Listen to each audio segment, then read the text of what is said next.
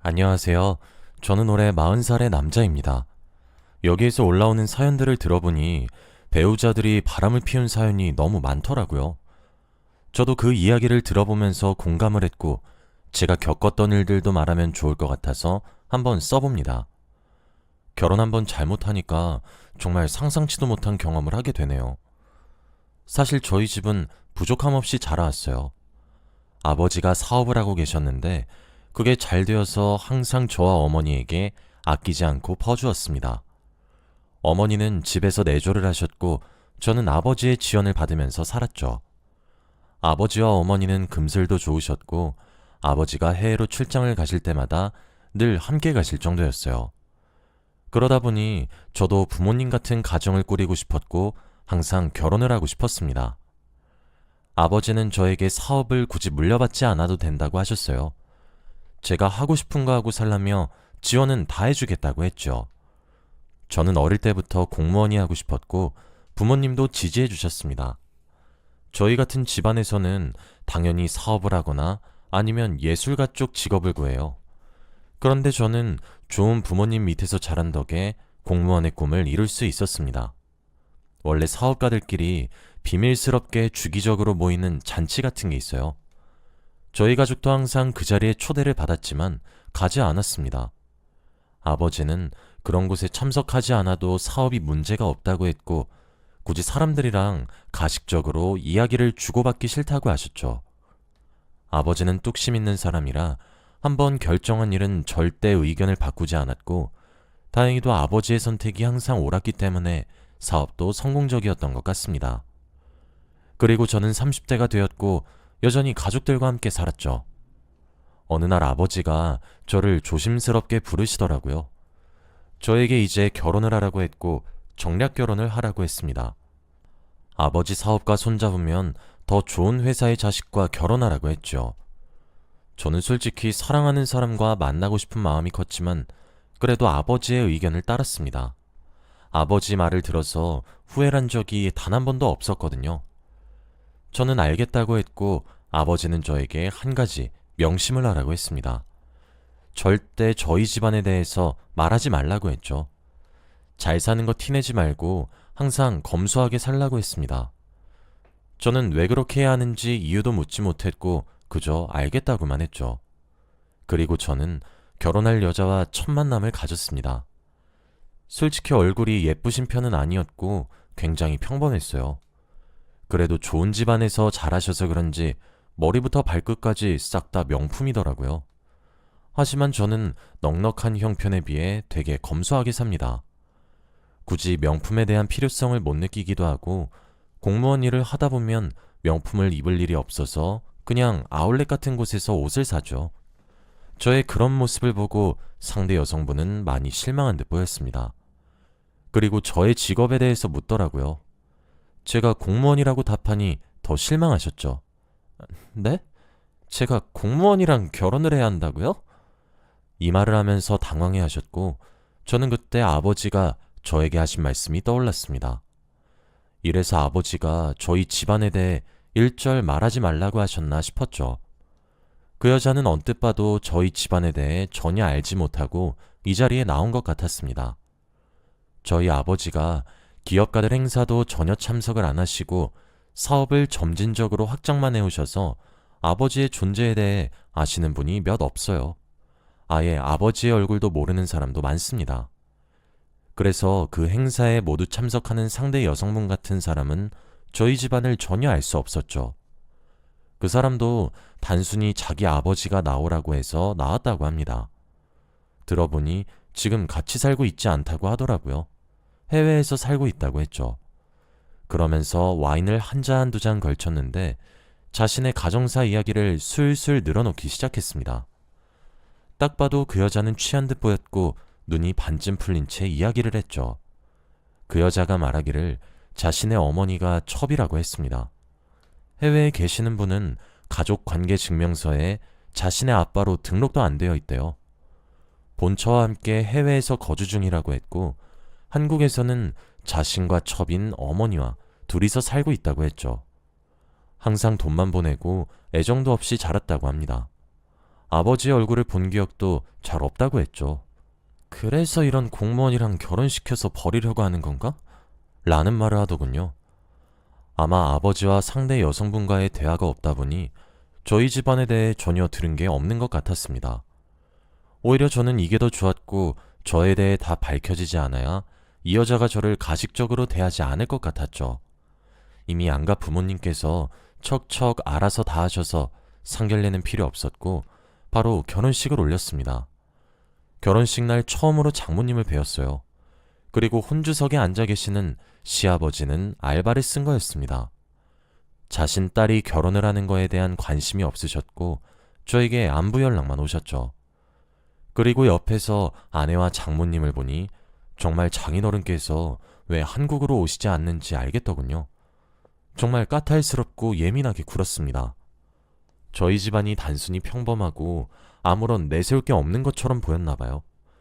그래서 대놓고 면박을 주기도 하고 괴롭혔습니다. 제가 아내 같은 여자를 만나서 결혼한 것이 인생에서 최고의 행복이라며 고맙게 여기라는 듯이 말했죠. 장모님은 항상 장인어른한테 연락을 하셨지만 매일 거절당했고, 그리고 장인어른은 정말 돈만 보냈습니다. 저는 항상 화목한 집안에서 자라와서 이런 류의 가족은 처음 봤어요. 처음에는 굉장히 놀랐고 신선했지만 지금은 얼추 적응이 되었습니다. 장모님은 저를 굉장히 싫어하셨어요. 사람들은 장모님이 첩인 줄 몰랐고 항상 사모님들 모임에 참석하셨습니다. 그런데 공무원인 저를 굉장히 부끄러워하셨고 저를 그 자리에 데려가지도 않았죠. 모임이 끝나고 제가 일하는 곳까지 친히 찾아오셔서 화풀이를 하셨습니다. 다른 집 사모님들 사이는 사업가의 판사의 변호사의 이런 직업인데 자넨 왜 별 볼 일 없는 공무원인가? 왜 우리 딸이 당신 같은 남자 만나서 인생을 망쳐야 해? 그 사람은 도대체 무슨 생각으로 자네와 결혼을 시킨 거냐고? 제 직장 동료들이 뻔히 있는데도 공무원이라는 직업을 욕하셨고 듣기 너무 거북했습니다. 저는 웃으면서 장모님을 보내드렸고 직장 사람들에게도 개인적으로 찾아가서 용서를 구했죠. 이런 일이 한두 번이 아니니까 저도 스트레스를 많이 받고 힘들었습니다. 장모님께서 조금이라도 화를 삭히시기 위해서는 손주가 있으면 기뻐할 거라고 생각했어요. 아내도 집에 혼자 있으니 심심하다고 늘 그랬고 동네의 아기들을 보면 낳고 싶다고 했죠. 그래서 진지하게 아내와 이야기한 끝에 본격적으로 임신 준비를 했습니다. 속으로는 아내가 아이를 낳으면 조금 더 가정에 충실해질 줄 알았어요. 그리고 철도 들어서 행복한 가족이 될 수 있을 줄 알았죠. 아내가 임신하는 동안 제가 옆에서 살뜰히 챙겨주고 아무것도 하지 말라며 제가 다 했습니다. 퇴근하고 집에 돌아와서 아내 뒷바라지 하느라 늘 새벽에 잠들었고 아내가 출산을 할 때도 옆에 꼭 있어 주었죠. 장모님은 자신의 딸이 아픈 게 다 제 탓이라며 화를 내기도 하셨지만 그래도 딸이 태어난다는 생각에 모든 게 다 기뻤어요. 그리고 저희 공주님이 태어났고 앞으로 행복한 날들만 있을 줄 알았습니다. 아내는 생각보다 더 딸에게 애틋했어요. 어떻게 이렇게 작고 귀여운 게 자신의 몸에서 나왔냐며 너무 좋아했고 장모님도 큰 소리를 내는 일도 줄어들었고 저희 딸을 아껴주셨죠. 드디어 다른 가족들처럼 행복할 줄 알았습니다. 그런데 얼마 가지 못했어요. 아이가 커갈수록 육아가 더 힘들고 고된 거 다들 아시죠? 저는 출근을 한다고 아내 옆에 있지 못하니 아내 혼자 딸을 감당해야 했습니다. 매일 울고 떼쓰는 애를 키우기 힘들다며 갑자기 어느 날부터 베이비시터를 고용하더라고요. 그리고 아직 분유를 먹이면 안 되는 갓난 애기한테 분유를 먹였습니다.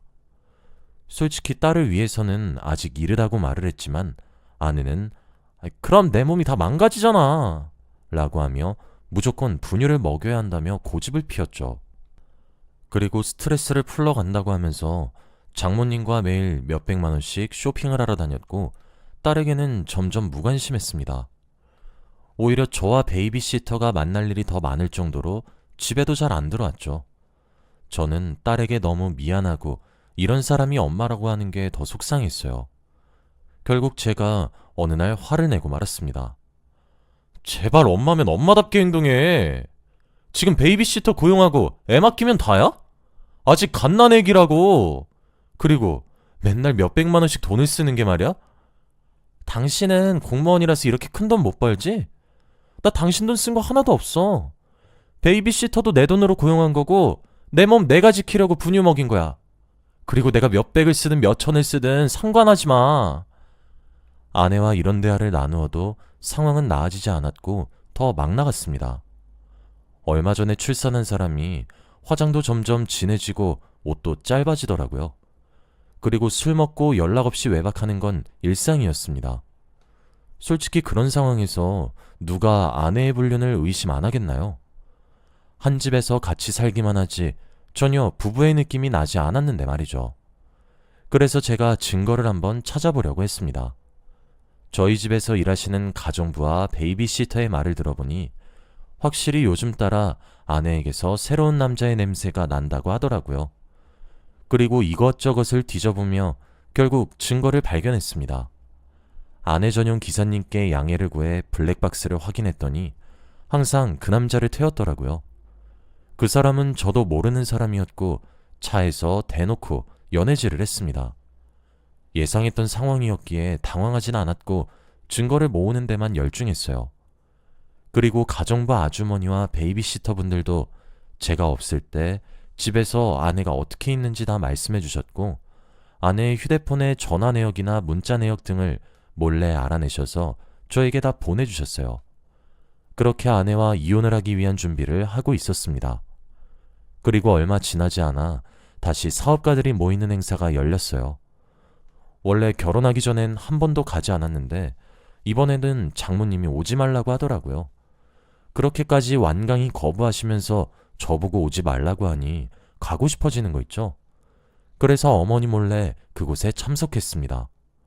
그 자리는 아버지의 아들이 아니라 장모님의 사위 신분으로 출석을 했죠.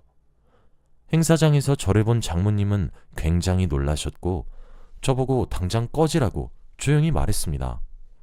그런데 제가 가지 않으니 장모님 지인분들께서 어머, 혹시 사위야? 라고 하시며 인사를 하셨죠. 그리고 다들 저에게 무슨 직업을 가지고 있냐고 물었을 때 당당히 공무원이라고 했습니다. 분위기가 싸해졌고 장모님의 얼굴은 붉게 달아올랐죠. 그리고 저는 장모님에게 조용하게 이야기 좀 하자고 했습니다. 장모님은 당연히 저를 무시하셨고 당장 나가라며 욕을 하셨죠. 결국 장모님 귀에다가 대고 조심스럽게 귓속말을 했습니다. 그럼 여기서 장모님이 첩인 거 다 말할까요? 자신이 첩인 걸 제가 어떻게 알았냐는 듯한 표정으로 저를 쳐다보셨고 결국 어머니는 저를 따라 구석에서 이야기를 나눴습니다.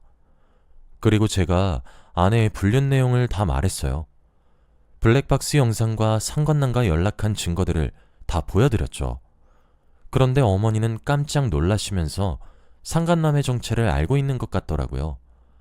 알고 보니 그 상간남은 아내의 전남편이었습니다. 저도 몰랐던 아내의 이혼 이야기였어요. 저에게 꼭꼭 숨기고 저와 재혼을 한 거였습니다. 그런데 아버지의 반대로 이혼하게 되었고 결국 아버지가 정해준 저와 결혼을 한 것이었죠. 장모님은 그 영상을 보시며 놀라셨지만 반응은 당당했습니다. 그래서 뭐 설마 이혼 소송이라도 하려는 거야? 자네가 이런다고 뭘 얻을 수 있을 것 같아서 이러는 거야? 자네 공무원 쥐꼬리만한 월급으로 무슨 소송을 해? 내가 아는 변호사가 안 되릴 것 같아? 이거 자네 무덤 파는 짓이야. 그리고 우리 딸이 왜 다시 전 남편을 만나겠어? 자네가 남자 구실을 못하니까 애가 밖으로 나다니는 거 아닌가? 이혼하면 자네만 더 손해야. 길바닥에 나앉고 싶으면 그렇게 해. 장모님은 누가 제 말을 믿어줄 것 같냐며 지금 당장 첩이라고 밝혀도 상관없다고 했고 오히려 저를 명예훼손으로 고소한다고 했습니다. 뻔뻔하게 나오는 걸 보니 더 이를 갈게 되었고 본격적으로 복수를 하기로 했습니다.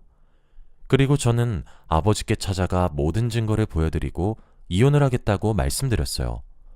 원래 화를 잘 안 내시는 분이라 제가 이런 충격적인 증거들을 보여드려도 놀라지 않으셨고 바로 외국에 계시는 장인어른께 전화를 드려 이혼을 시키자고 했습니다. 장인어른은 무슨 일인데 그러냐며 놀라셨고, 아버지는 비서를 시켜 증거들을 모두 장인어른께 보냈죠. 그리고 몇 시간 뒤 장인어른한테서 개인적으로 전화가 왔습니다. 제발 딱 한 번만 용서를 해달라고 했어요.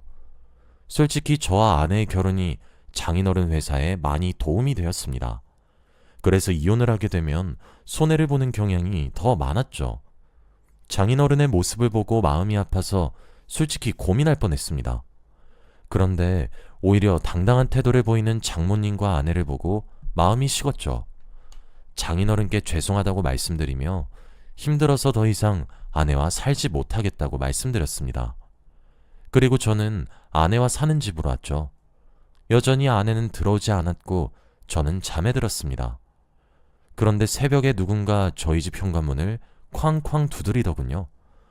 눈을 뜨니 아내가 옆에서 술에 취한 채로 잠이 들어 있었습니다. 아직 아무 일도 모르는 것 같았고 저는 거실로 나가 누군지 물었죠. 그런데 장인어른이었습니다. 해외에 있어야 하는 분께서 어떻게 왔나 싶었더니 장인어른 같은 분이라면 전용기 하나쯤은 있을 것 같았죠. 그리고 술에 취한 아내가 깨서 머리가 아픈지 머리를 부여잡고 거실로 나왔고 저는 현관문을 열어드렸습니다. 집 안으로 들어오시자마자 아내를 보고 뺨을 내리치셨어요. 장인어른은 화가 많이 나 보였고 아내는 영문도 모른 채 뺨을 맞은 사람이 되었죠. 그리고 장인어른은 네가 지금 제정신이야? 어릴 때부터 사고만 치고 다녀서 좋은 집안에 시집이라도 가서 집에 도움도 되지 못할 망정 지금 전 남편이랑 불륜까지 저지르고 있어. 내가 네 엄마랑 괜히 꼬였어. 다 내 잘못이다. 너 더 이상 내 딸 아니다. 당장 나가! 라고 했어요. 아내는 화들짝 놀랐고 저희 집이 무슨 집이냐고 물어보았습니다. 그리고 장인어른께서 저희 아버지가 운영하시는 회사의 이름을 말하는 순간 아내는 놀라서 다리에 힘이 풀렸죠. 정말 몰랐다며 그런 기업의 아들이었으면 이러지 않았을 거라고 울며불며 말했습니다. 뒤늦게 후회해도 소용이 없었죠. 그리고 아내는 장인어른이 자신을 버린 줄 알고 일부러 공무원 집안에 시집을 보낸 줄 알았대요. 장인어른도 어차피 유명한 기업이니까 아내가 저희 집안을 알 줄 알고 말을 안 한 거였죠. 그래서 이런 오해가 생겼던 겁니다. 저는 당연히 아내와 이혼을 진행했고 아내는 이혼 서류를 제출하는 날까지 저에게 매달렸어요. 그런데 저는 뒤도 돌아보지 않고 서류를 제출했습니다. 당연히 양육권도 제가 들고 왔기에 딸도 제가 키우기로 했어요. 장인어른은 더 이상 아내와 장모님께 돈을 보내지 않았고 정말 길바닥에 나앉은 건 그 둘이었죠. 저는 속으로는 조금 불쌍하긴 했지만 도와주고 싶지 않았습니다. 과거에 저한테 대했던 행동들을 생각하면 화가 미친 듯이 나거든요. 어떻게 그런 말을 할 수 있나요? 그리고 저는 딸과 함께 둘이서 살고 있습니다. 딸은 워낙에 아내가 키우지 않아서 엄마를 찾지도 않아요. 아내는 딸을 핑계로 계속 다시 재혼하자고 하는데 아예 무시하고 있습니다. 딸이 이제는 어느 정도 커서 학교도 다니고 하고 있어요. 엄마에 대해 전혀 궁금해하지도 않고 보고 싶지도 않다고 합니다. 아마 대충 엄마가 어떤 사람인지 기억에 있을 거고 분명 좋지 않은 엄마였겠죠. 전 와이프는 아직도 주기적으로 연락이 와서 다시 만나달라고 애원하지만 그럴수록 저는 더 철벽을 치고 연락처를 차단합니다. 그런데 그러면 소름 돋게 다른 전화번호로 다시 연락을 해요. 정말 무서운 여자입니다. 그리고 가끔씩은 자신의 어머니와 함께 제가 일하는 직장까지 찾아오셔서 다시 합쳐달라고 부탁하세요. 저도 너무 창피하고 직원들한테 피해를 끼치는 것 같아서 결국 쥐도 새도 모르게 다른 직장으로 옮긴 적도 많습니다. 여러분은 저 같은 일 겪으신 적 있으신가요? 다들 사람을 겉만 보고 판단하지 맙시다. 저는 공무원이란 직업이 너무 좋거든요. 아무튼 저희 이야기는 여기까지입니다. 들어주셔서 감사합니다.